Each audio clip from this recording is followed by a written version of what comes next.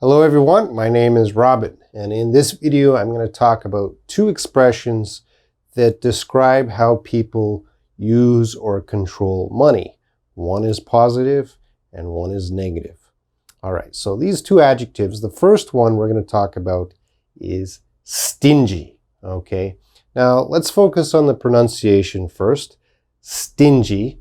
A lot of my students mistakenly say stingy. Okay, you got to be very careful. It is pronounced stingy. And what does stingy mean? Well, someone who is stingy, they don't like to spend money. They don't like to share money. Okay, they are very greedy. They are not generous. They are exactly like Scrooge. You may have heard or know about Scrooge. He is a very stingy guy. He does not want to share any of his money. All right, so to help us understand stingy a little bit better, let's look at a few example sentences. Okay, so the first example for stingy, he doesn't want to give his son bus money. He is stingy. All right, so yeah, this father doesn't want to give his son any bus money. Okay, that's a very stingy guy. Let's look at the next example. I was so thirsty, but my sister wouldn't buy me water. She's stingy. Okay, again, my sister, oh, very bad. I'm so thirsty, but she wouldn't buy me even water. Yeah, she's very stingy. Okay, so we just saw some examples of stingy. I hope you are not stingy. It's a very negative word to call someone, but there is a positive word, and that's our next word. That word is frugal. Listen to the pronunciation, frugal. Okay, so a person who is frugal, they don't like to waste money. All right, they like to save money or keep their money and control their money very well. So, for example, someone goes to the market to buy some items or some things. They're probably going to buy the cheaper items, okay? They don't like to waste money on brand names or expensive items, okay? So people who like to spend less money for things to save money, they are frugal, all right? So let's take a look at a few examples to understand frugal. Okay, let's look at the first example for frugal. My father usually takes the bus to work instead of driving. He is frugal. So yeah, the father takes the bus instead of driving. So he's probably saving money on the oil price. He's a very frugal guy. Let's look at the next example. My sister always uses coupons when she buys something at the store. She is frugal. Okay, so she's always using coupons to save money. She's very frugal. All right, so those were the examples of frugal. Okay, so again, stingy is negative. So if you say to someone, oh, you are stingy, okay, it's a very negative thing. That person doesn't want to share their money. They just want to keep their money. But on the other hand, if you say to someone, oh, you are quite frugal, okay, that's kind of a compliment, meaning they are good at controlling their money and not wasting money. All right, so that's it, and see you next time.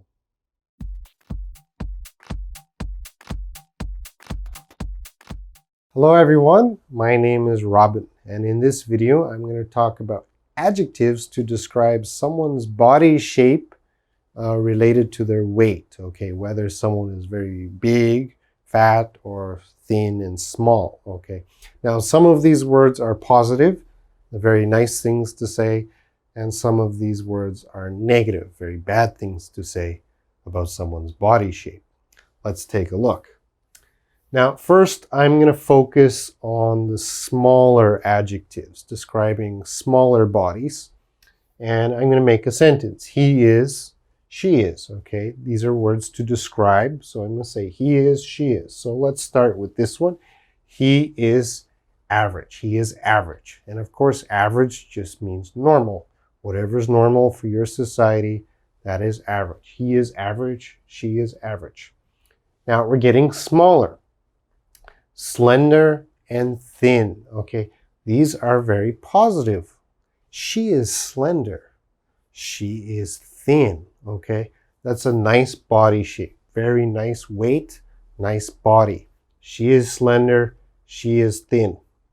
The next one, skinny. Okay, this is getting a little bit negative. Some people, it's positive, but it's a little bit negative, okay, to call someone skinny. She is skinny might be a good thing for the woman. She's very happy. But for a man, he is skinny. Maybe that's not so good for a man. He is skinny, okay? That's too thin. That's too thin. Getting smaller here, bony. He is bony. Bony is definitely a negative word. Bony. We can see too many bones, okay? We look at their body and we can see bones. So we would, oh, he is bony, okay? He should gain weight or he should eat more food. The last one is the worst one. This is actually a mental sickness, okay? If I said she is anorexic, anorexic is a very negative thing. So people who are anorexic, because of their mental sickness, they eat and then they go to the toilet to throw up. All right, so anorexic people are very bony. They look very sick. They look very unhealthy. They're underweight. They're too small, okay? That's anorexic. All right, so again, average, slender, thin. These are positive. These are okay. Skinny can be positive, negative. Bony, anorexic. Too small, too thin. These are negative. Let's move on to the larger sizes. Okay, here are the large adjectives. Now we're going to start from average. Again, average is the same, normal. And let's get a little bigger. Now the next two, chubby and plump. All right, chubby and plump are actually positive ways to say someone is a little fat, just a little fat. Like a baby might be plump, or your cute girlfriend is chubby, or a little boy is chubby. Okay, so it's a very positive way to say just a little bit of fat. Okay, plump or chubby. He or she is heavy. Okay, starting to get negative. He is heavy. Oh, he's a heavy guy. She's a heavy woman. Getting up. Overweight. That is certainly negative. He is overweight. She is overweight. And then we get to fat. She is fat. Okay, nobody wants to be called fat, but you would say he is fat. Okay, maybe that's a very rude or impolite thing to say to someone. You are fat. And the top one here, obese. Okay, obese. Obese is the technical term for fat. Okay, now he is obese. She is obese. Again, that just means fat. But if you call someone obese, that's the fattest you can get. Okay, he is obese. So of course, in America, they have many people who are obese. If you go there, you can see a lot of big people, a lot of overweight, fat, and obese people. All right, so here are many adjectives to describe the body shape in relation to weight. Some of them are positive, a lot of them are negative. Be careful. Anyway, that's it for this video. See you next time.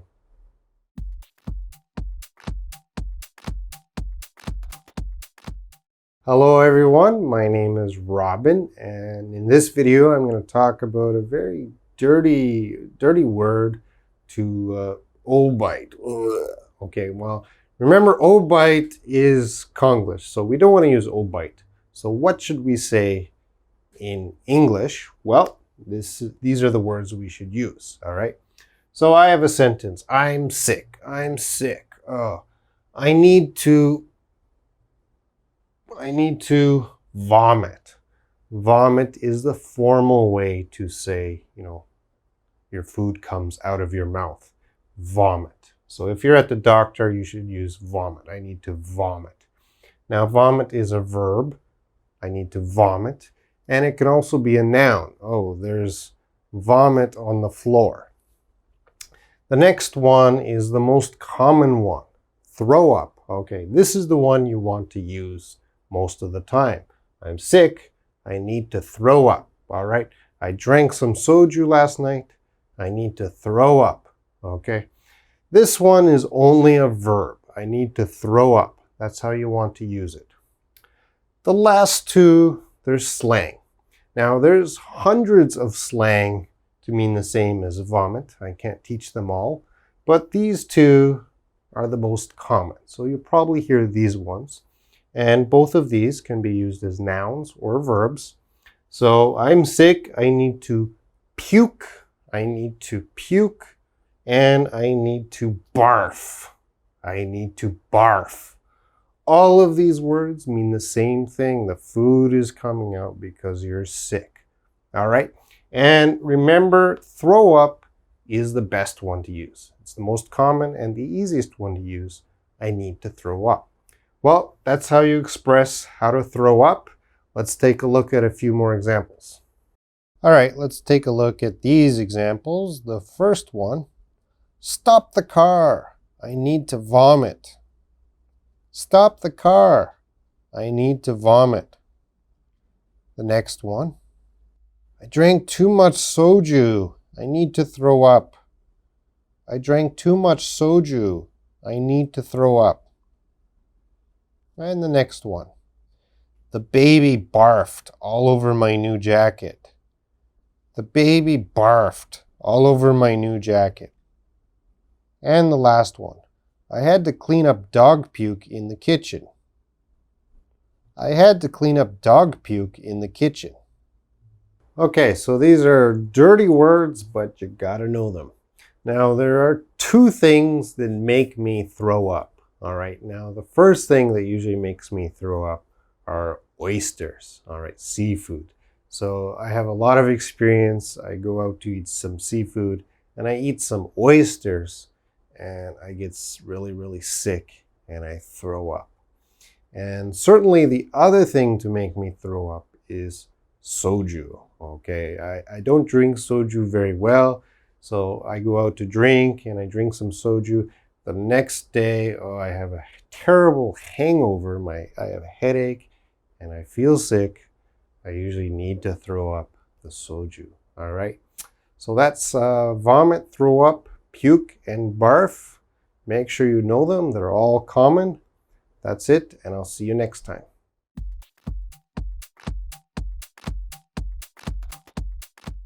Hi, I'm Robin, and in this video, I'm going to talk about a very serious word, bullying. And what does that mean? Well, basically, bullying means a student or young person or a group of students bother another student or child, okay? It's a very serious issue here in Korea. Let's take a look. Now, up here, I have a bully. This is a noun. What is a bully? The bully is the bad kid, okay? The bad student. Why is he bad?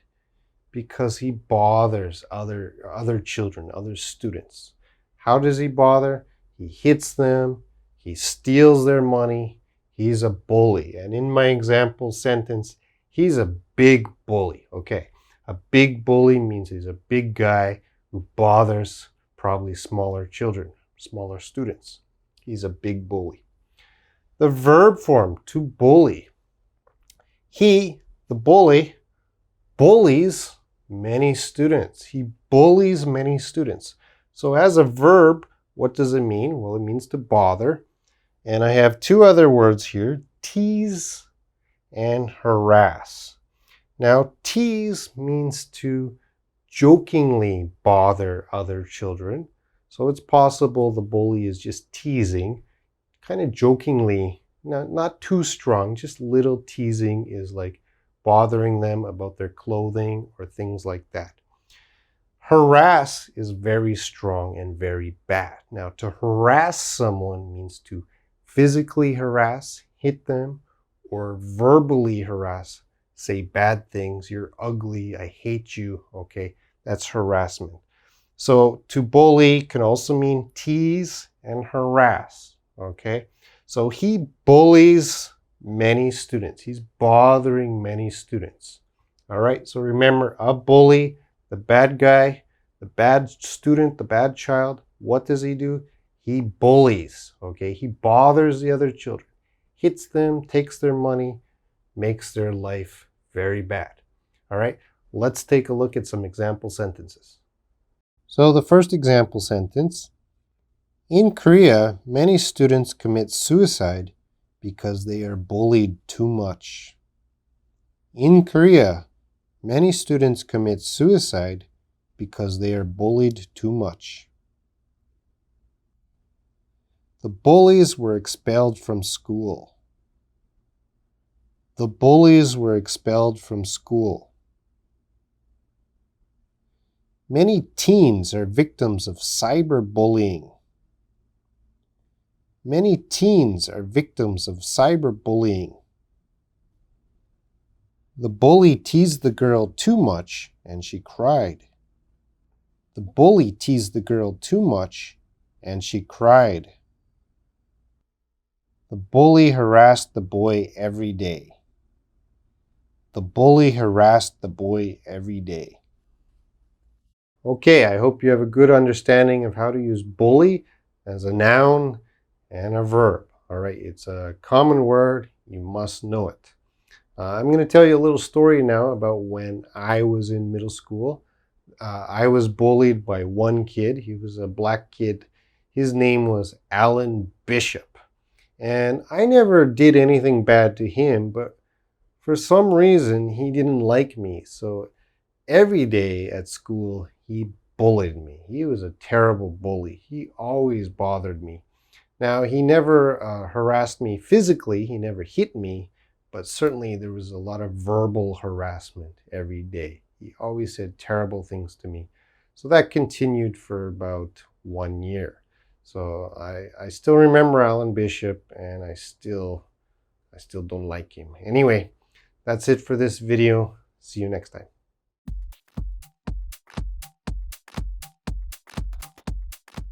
Hello everyone, I'm Robin, and in this video I'm going to talk about phobias, okay? So what are phobias?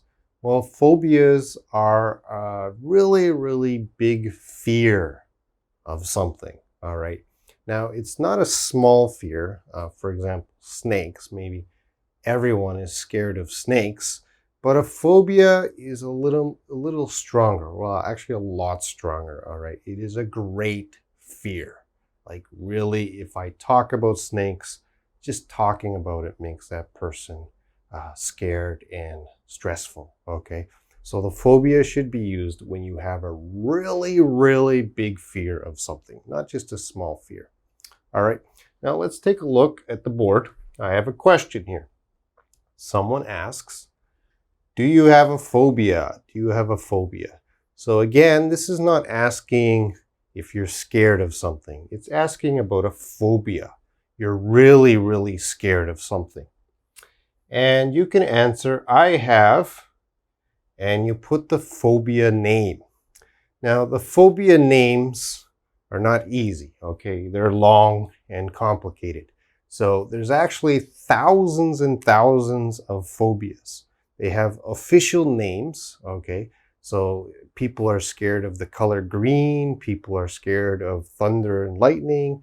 People are scared of injections. They all have official names. I don't remember them. Actually, no one can remember them. But I'm going to tell you the ones that are common that most people do remember. Okay? So do you have a phobia? I have arachnophobia. Arachnophobia. What is that? Well, we see phobia, so we know it's a great fear. Arachnophobia.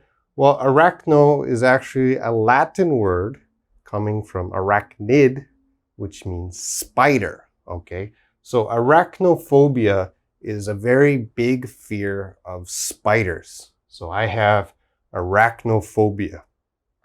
And again, Not, not a little fear of spiders. This is a really, really, you are terrified of spiders. And I met one person with arachnophobia when I was in elementary school. He was a friend of mine. And I used to have a plastic spider. It was plastic, not alive. And I would bring it to school, and he could not even enter the classroom. All right. He was just too scared of a plastic spider. Okay. He just had a very strong phobia. And actually, one day we tried to get him to touch the plastic spider with gloves. And we put gloves on him. He still couldn't touch that plastic spider. All right. He had a very strong phobia. All right. Let's look at the next one. Acrophobia. This is very common. Acrophobia is a fear of heights, high places. Okay. So if you're very high and you're just very, very scared to look down, you probably have acrophobia. The next one, claustrophobia. Claustrophobia is a fear of small or tight places, okay? This is not good to have in Korea because if you're on the bus or subway or the elevator, everyone is together very close in a small space. So if you have claustrophobia, you have a lot of stress, and that situation is really, really a nightmare. You're probably crying and run away, okay? The last one, xenophobia.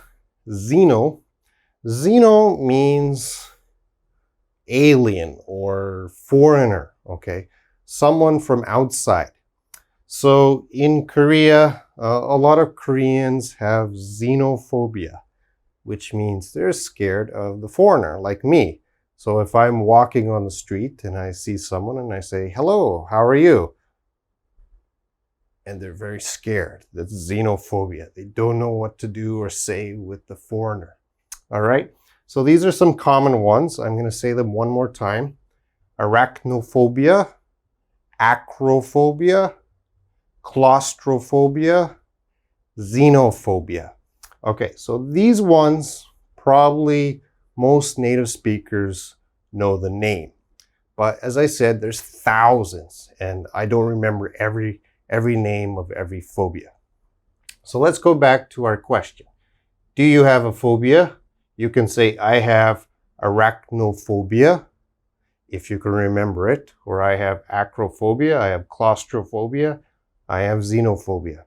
Now, maybe you have a phobia of big spaces, okay? You're scared to go outside in big spaces, but you don't know the official name. So it's okay just to say, I have a fear of big spaces. If you don't remember arachnophobia, you can say, I have a fear of spiders. That's okay too. All right, so that's phobia. I hope you don't have any phobias, but if you meet someone who has a phobia, you should understand that the phobia is a very, very big fear of something, and it's not easy to get rid of the phobia. Well, that's it, and I'll see you next time.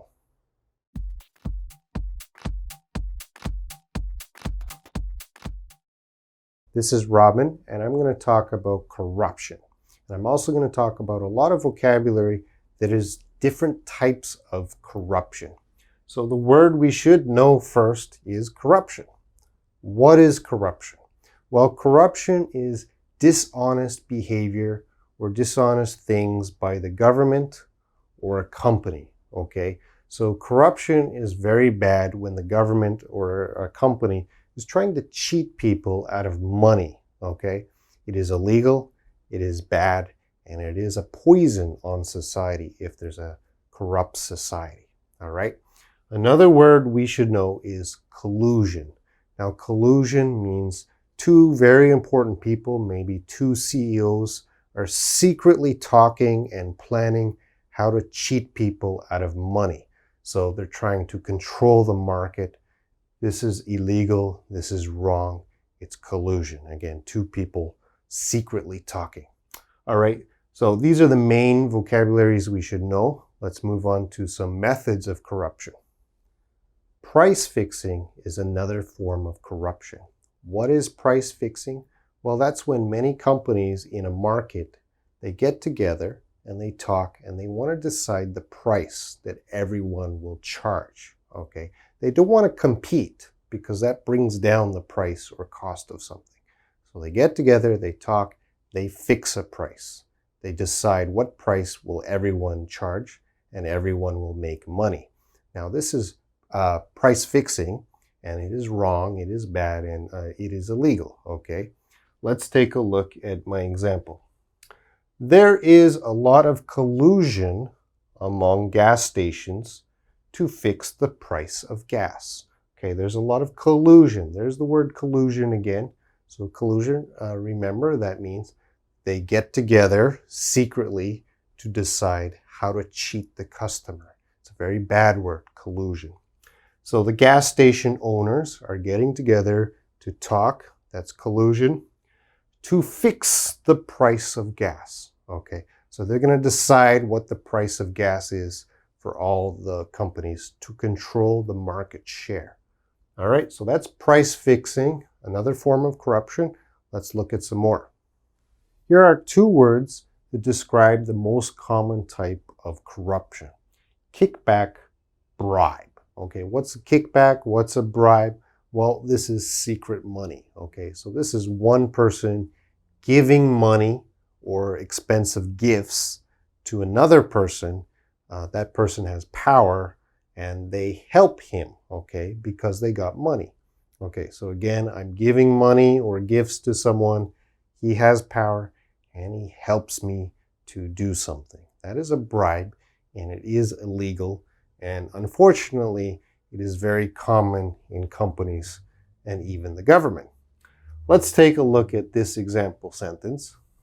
A building contractor, someone making buildings, gave a kickback or bribe, you could use either, gave a bribe to the government official. All right, so he's a building contractor, he's making buildings, and he gave the bribe, probably a lot of money, to the government official.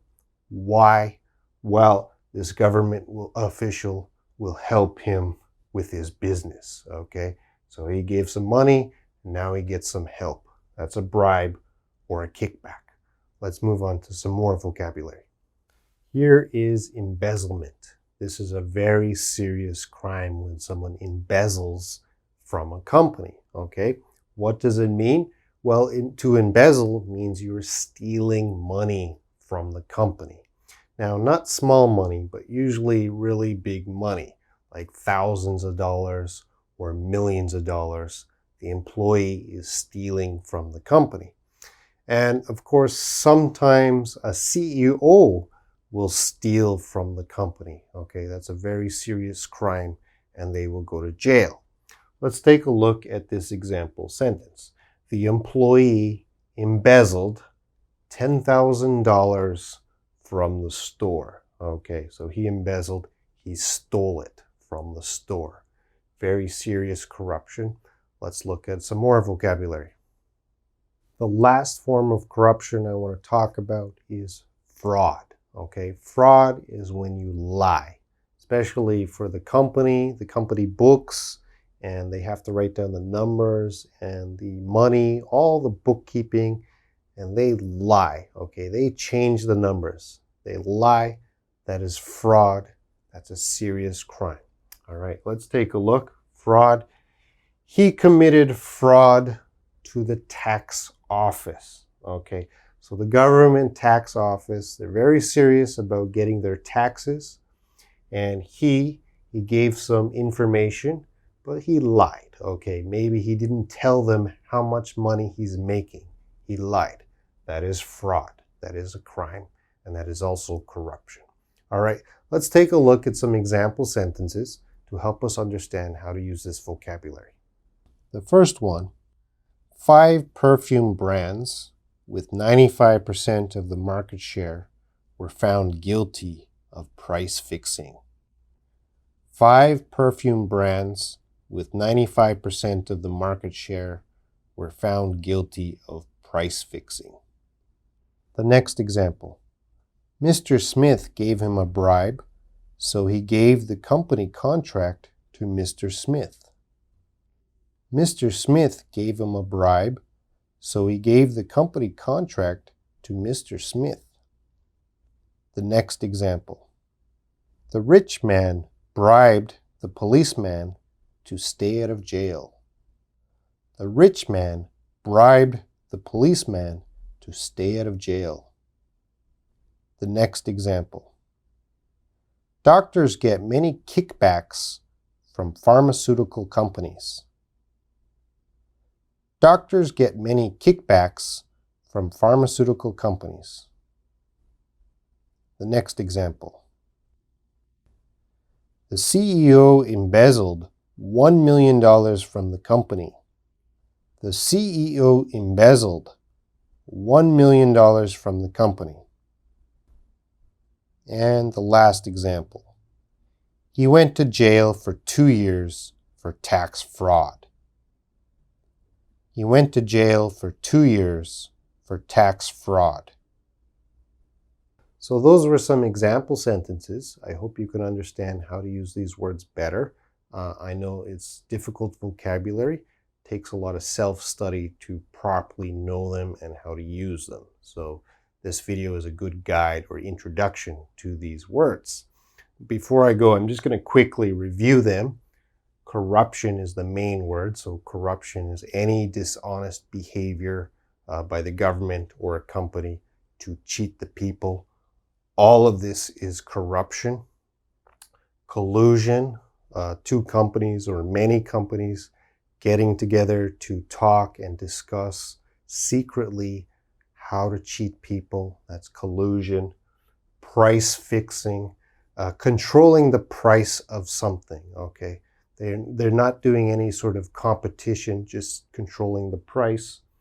Kickback, bribe, that's the secret money. I give you money and you help me to improve my business, something like that. Embezzlement, stealing money from the company, okay? Usually big money. And fraud, you lie about money or numbers in the bookkeeping, okay? That's fraud. All right, these words, you're going to see them every day in the newspaper, all right, in any country. There's a lot of corruption everywhere. It is a sickness, a poison, a disease on society. So I hope in the future there's less corruption. Anyway, that's it for this video. See you next time.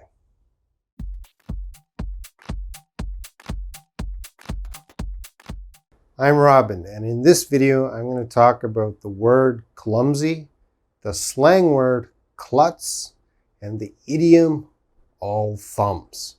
All three of these expressions mean the same thing. They're talking about an awkward person. Someone who has a lot of accidents, or someone who's always breaking things. Okay, it can describe a man or a woman. Let's take a look at my example. He or she, he always has accidents. He always has accidents, like spilling drinks, things like that. And breaks things. He always has accidents and breaks things. He is, all right, here we go. The first word, clumsy. That's what we want to use to describe someone who always has accidents and breaks things. He is clumsy. She is clumsy. Here's the slang word. He is a klutz. She is a klutz. A klutz. Okay, they mean the same thing. And the last one is an idiom. He is all thumbs. All thumbs. Okay, that's your thumb. So if you're all thumbs, every finger is a thumb. So it's very easy to have an accident. Okay. So these are the three expressions we want to use to describe this kind of awkward person. Let's take a look at some example sentences. Okay, let's look at the first example. He always accidentally sits on his glasses. He's so clumsy. He always accidentally sits on his glasses. He's so clumsy. The next one. She always pours too much coffee into my cup. She's so clumsy. She always pours too much coffee into my cup. She's so clumsy. And the next one. I'm a klutz when I dance. I hit everyone around me. I'm a klutz when I dance. I hit everyone around me. The nurse was a klutz. She gave the patient the wrong medicine. The nurse was a klutz. She gave the patient the wrong medicine. All right, and the next. He can't play the piano at all. He's all thumbs. He can't play the piano at all. He's all thumbs.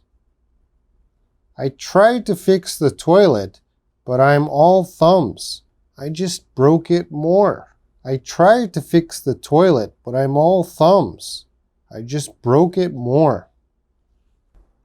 Those were some good examples of how to use clumsy, a klutz, and all thumbs. Remember, they mean the same thing. You're describing a very awkward person. Now, before we go, I'm going to tell you the story of my cousin Jerry. Now, Jerry and I are the same age, so as children, we used to play together. And I'm going to tell you that Jerry was the perfect klutz. He was a very clumsy kid. He always broke things, and he always had accidents. And his glasses, like his eyeglasses, he must have broke them every day. You know, his mother put tape here and tape here. His glasses always looked broken and terrible. Also, his shirt, very dirty. He had a lot of food stains or drink stains when he ate food. You know, ketchup and mustard always fell all over him. Anyway, as I said, he's a klutz. He used to come over to my house to play with me, and he always wanted to play with my toys. And of course, he always broke my toys, and I hated him. I really hated Jerry, and every time he came over. So I used to complain to my mom, you know, I don't want Jerry to touch my toys, but, you know, my mom said, you know, you have to share with Jerry. So eventually, when Jerry came over, I just hid my toys, and we would watch TV or play something else. Well, anyway, that's the story of Jerry, the perfect klutz. I hope you understand these expressions. See you next time.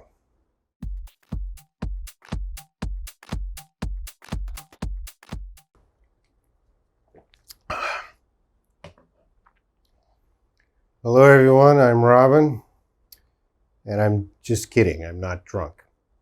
But in this video, we're going to talk about many words to describe different states of being drunk. I mean, talking about being a little bit drunk, being drunk, and being a lot drunk. All right, let's take a look at the board.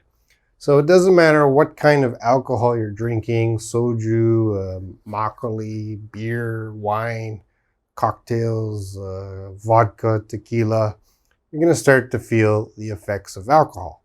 So I'm going to describe my friend, he. You can also describe women, she. So my friend, he was tipsy, okay? So my friend had a beer.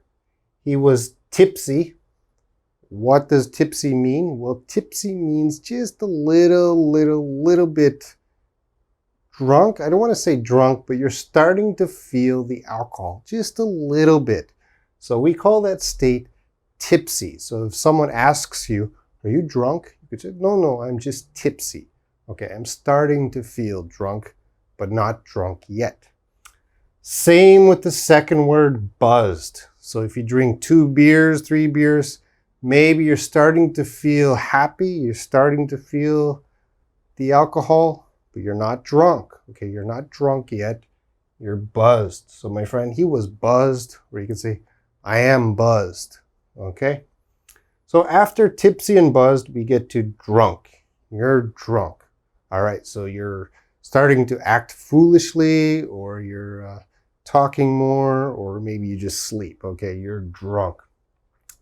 After drunk, we get to really drunk, very drunk, And these are the words you want to use. They're very common. Everyone knows them. And they all basically mean the same thing. You're very, very drunk. So the next one, he was pissed. My friend drank 2 bottles of soju. He was pissed. Okay, so very drunk. He drank 3 bottles of soju. He was wasted. Really, really drunk. Smashed. He was smashed. Again, wasted, smashed, hammered, all being very drunk. He was wasted. He was smashed. He was hammered. And the last one, a little bit of a bad word. He was shit-faced. Okay. Really, really, really drunk. He had 4 or 5 bottles of soju. He was shit-faced. Okay. Again, you could use it. He, she, my mother, my father, I was shit-faced. Doesn't matter. You want to describe someone as very, very drunk. For me personally, if I drink maybe 2 or 3 bottles of beer, I get buzzed. Maybe 5 or 6 bottles of beer, I will get drunk. Certainly 1 bottle of soju, I'm drunk. If I drink 2 bottles of soju, maybe pissed. Yeah, 3 bottles of soju, I'm certainly in this area, smashed, hammered. And 4 bottles of soju, I am shit-faced. I am crazy drunk. All right, so these are great words to describe your friend or yourself and the different states of being drunk. All right, that's it for this video. See you next time.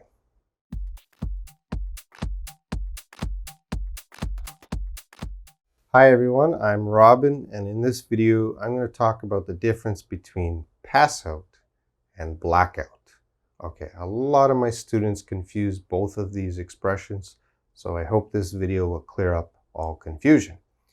Both of these expressions are mainly used to describe when we go out drinking alcohol with our friends. Okay, so the first expression, pass out, what does that mean? Well, we say pass out when we fall asleep. Okay, we fall asleep suddenly, probably because our body has some sort of problem or shock. Okay, we can also use the expression to faint. Okay, that means to fall asleep suddenly. So when we're drinking a lot, okay, we can pass out because our body took too much alcohol.